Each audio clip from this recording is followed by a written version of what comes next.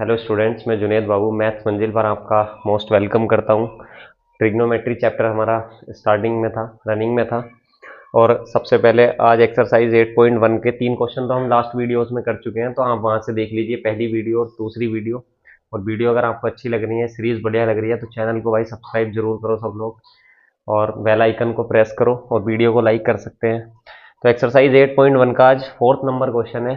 15 cot A is equal to 8। तो हमें बताना है साइन ए और sec ए क्या होगा। ठीक है, तो सिंपल सा सवाल है। कोट ए को हम इस तरह से लिख सकते हैं, जैसे 8 है और ये इधर 15 इसके साथ मल्टीप्लाई में है, तो इसके नीचे कैसे आएगा, डिवाइड में। अब आप सभी लोग जानते हैं कि कोट ए को क्या लिख सकते हैं, बेस अपॉन परपेंडिकुलर। ये मैं पहली वीडियो में पढ़ा चुका हूँ। बेस होता है आधार और परपेंडिकुलर होता है लंब। आधार बटे लंब, इसका मतलब आधार 8 दिया है और परपेंडिकुलर कितना दिया है, 15। तो सबसे पहले हमें एक राइट एंगल ट्राइंगल बना लेना है। अब इस राइट एंगल ट्राइंगल में देखो एंगल ए है, तो यहाँ हम ए मान लेंगे, यहाँ बी नाम रख लीजिए और यहाँ है सी। तो बेस कितना है, 8। इसका मतलब इसके रेस्पेक्ट में बात कर रहे हैं तो ये 8 हो गया। परपेंडिकुलर कितना है, 15। और ये क्या बचा अपने पास, हाइपोटेन्यूज, जिसको हिंदी में कर्ण बोलते हैं, क्योंकि ये 90 के सामने होता है, यहाँ 90 के सामने। अब दो साइड तो हमें पता है, एक तो 8 है और एक 15 है। तीसरी साइड हमें पता करनी है, तो क्या फॉर्मूला लगाएंगे उसमें, पाइथागोरस लगेगा। In triangle A B C from P G T, Pythagoras theorem से। पाइथागोरस थ्योरम क्या बोलती है, जो सबसे बड़ी साइड है, यानी ए सी का स्क्वायर क्या होता है, बी सी का स्क्वायर प्लस ए बी का स्क्वायर। अब ए सी तो पता ही करना है, बी सी कितना है 15, तो 15 का स्क्वायर प्लस ए बी कितना है 8, तो 8 का स्क्वायर यहाँ से रखा। ए सी का स्क्वायर इज इक्वल टू 15 का स्क्वायर कितना होता है, 15 की जब 15 से गुणा करेंगे तो वो आएगा 225। 8 की 8 से करते हैं वो आएगा 64। तो ए सी का स्क्वायर कितना हो गया, 289। अब देखो ए सी निकालना, तो इस पर स्क्वायर रूट लगेगा, तो 289 किसका होता, 17 का। इसका मतलब हमें पता चल गया ये जो साइड है अपने पास ये 17 है। ये कितनी है, 17 है। अब तीन साइड पता चल चुकी है ट्राइंगल की, तो बस कुछ भी निकाल सकते हैं। देखो साइन ए है, तो साइन ए पहली वीडियो में मैंने पढ़ाया था क्या होता है, लंब बटे कर्ण, जिसको इंग्लिश में परपेंडिकुलर अपॉन हाइपोटेन्यूज बोलते हैं। तो परपेंडिकुलर कितना है यहाँ 15 और हाइपोटेन्यूज कितना है यहाँ 17। तो ये होगी वैल्यू साइन ए की।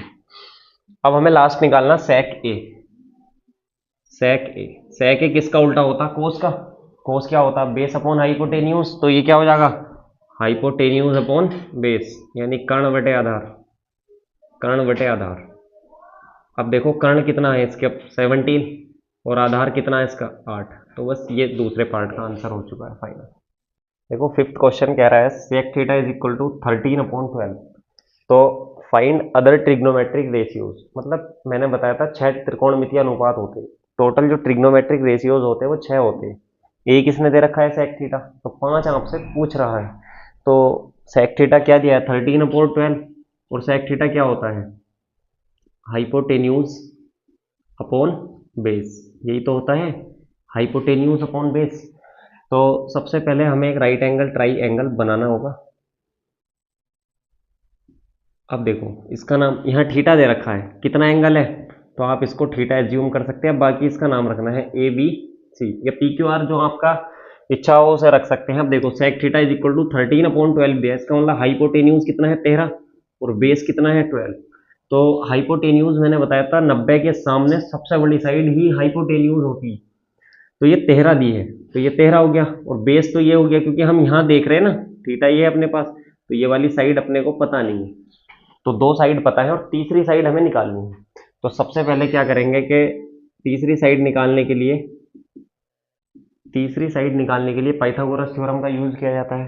तो in triangle ABC from PGT, Pythagoras theorem क्या बोलती है कि हाइपोटेन्यूज का square is equal to perpendicular का स्क्वायर प्लस बेस का स्क्वायर। अब देखो हाइपोटेन्यूज कितना है 13 का स्क्वायर, परपेंडिकुलर कितना है बीसी, तो बीसी तो हमें निकालना ही है। और बेस कितना है इसका 12, इसका स्क्वायर 13 का स्क्वायर कितना होता है 169।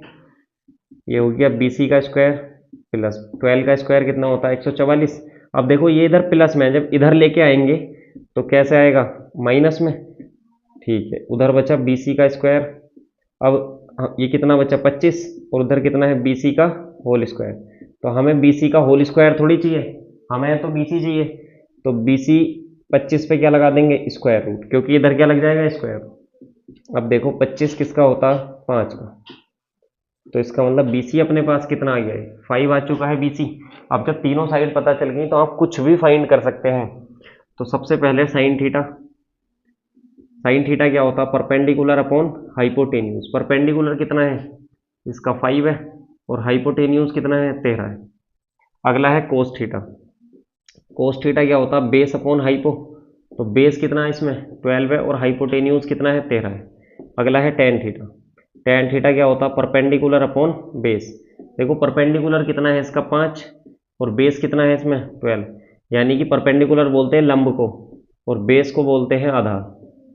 अगला है कोट थीटा निकालना। तो कोट थीटा क्या होता है, टेन का उल्टा होता, ये परपेंडिकुलर अपॉन बेस, तो ये हो गया बेस अपॉन परपेंडिकुलर, यानी कि आधार बटे लंब। अब आधार कितना है इसमें, आधार हो गया अपना 12, और लंब कितना हो गया 5। अगला 4 तो निकाल दिए, एक और बचा है, वो कौन सा है, कोसेक थीटा। वो क्या होता, कोसेक थीटा। और मैंने उस दिन पढ़ाया था पहले लेक्चर में, अगर आपने कोई सा पहला या दूसरा लेक्चर नहीं देखा है तो सबसे पहले उन्हें पढ़ के आइए, क्योंकि ये लिंक है आपस में। अगर वो पहला या सेकंड लेक्चर नहीं आपने सही से समझा तो ये क्वेश्चन समझ में आने वाले हैं भी नहीं। देखो कोसेक थीटा मैंने बताया था किसका उल्टा होता है, साइन का। साइन को क्या लिखते हैं, परपेंडिकुलर अपॉन हाइपो, तो इसे लिख देंगे हाइपो अपॉन परपेंडिकुलर। तो ये 13 ऊपर पहुंच जाएगा और 5 आ जाएगा नीचे। तो बस यही पांचों चीज आपसे इस क्वेश्चन के अंदर पूछा गया था। ये 6th क्वेश्चन है। यदि एंगल ए और एंगल बी अगर न्यून कोण है, तो जहां कोस ए बराबर कोस बी, तो दिखाना है हमें कि कोण ए कोण बी के बराबर है। ये थोड़ा कॉन्सेप्चुअल क्वेश्चन है, अच्छा सवाल है, तो इसे समझने पे ज़्यादा फोकस करेंगे। अब देखो इसने कोस ए और कोस बी दिया है, इसका मतलब sine cos tan sec cosec अगर ये कहीं आते हैं तो आपको रिलेट करना है 10th लेवल पर स्पेशली, कि राइट एंगल ट्राइंगल की बात चल रही है। तो सबसे पहले मैं एक राइट एंगल ट्राइंगल बना लेता हूँ। मैंने राइट एंगल ट्राइंगल बनाया, ये 90 होगा। अब देखो न्यून कोण का मतलब क्या होता है, एक्यूट एंगल का मतलब क्या होता है, एक्यूट एंगल का मतलब होता है कि जो 90 से कम एंगल है, 90 से छोटे एंगल। तो ये तो पूरा 90 है। अब ये दोनों वही 90 में बचे, क्योंकि ट्राइंगल के तीनों एंगल्स का सम कितना होता है, 180। तो जब ये अकेला 90 है तो ये दोनों कितने होंगे, 90। इसका मतलब ये दोनों 90 से ही छोटे हैं। तो देखो इसने कहा है एंगल ए और एंगल बी न्यून कोण है, तो हम इसका नाम रख देते हैं ए, और इसका नाम क्या रख देते हैं बी, क्योंकि ए और बी कैसे कोण है, न्यून कोण है, यानी एक्यूट एंगल है। ये 90 से कम है, तो ये भी 90 से कम, ये भी। अब इसका नाम क्या रख देते हैं, सी। तो इसने एक चीज दी है कि cos A is equal to cos B. Cos A is equal to क्या दिया है, कोस बी। कोस ए क्या होगा, एंगल कौन सा है यहाँ, ए है। तो यहाँ खड़े होकर अगर कोई इंसान देखता है तो ये बेस है, ये परपेंडिकुलर, और 90 के सामने क्या होता है, हाइपोटेन्यूज। तो कोस ए क्या होता है, base upon hypotenuse, base upon hypo. अब देखो कोस ए को मैं क्या लिख सकता हूँ, बेस कितना हो गया ए सी, और हाइपोटेन्यूज कितना हो गया ए बी। अब ऐसे ही सेम हम कोस बी को लिखेंगे, यहाँ एंगल कितना है बी, तो ये एंगल बी है। और अब यहाँ खड़े होकर एज्यूम कर रहे हैं, तो इसके रेस्पेक्ट में ये बेस हो गया, ये हाइपो, और ये परपेंडिकुलर। तो क्या हो गया, बेस अपॉन हाइपो, कोस है ना, तो कोस को क्या बोलते हैं, बेस अपॉन हाइपोटेन्यूज, आधार बटे कर्ण। अब देखो आधार कितना है यहाँ BC, और कर्ण कितना है यहाँ AB। अब AB से AB कैंसिल आउट हो सकता है, तो यहाँ क्या बचेगा, AC is equal to BC। AC is equal to, तो पहला रिजल्ट ही आया AC is equal to BC। इसका मतलब AC जो है ना वो BC के बराबर है, AC जो है वो BC के बराबर है। तो हम ये कह सकते हैं 9th क्लास की थ्योरम होती है कि जो साइड्स होती हैं, जो साइड्स होती हैं उनके अपोजिट एंगल्स बराबर होते हैं। बराबर जो दो साइड्स अगर बराबर हो तो इनके अपोजिट एंगल्स क्या होते हैं, बराबर। तो हम यहाँ से लिख सकते हैं कि एंगल ए किसके बराबर होगा, एंगल बी के, और यही हमें प्रूफ करना था।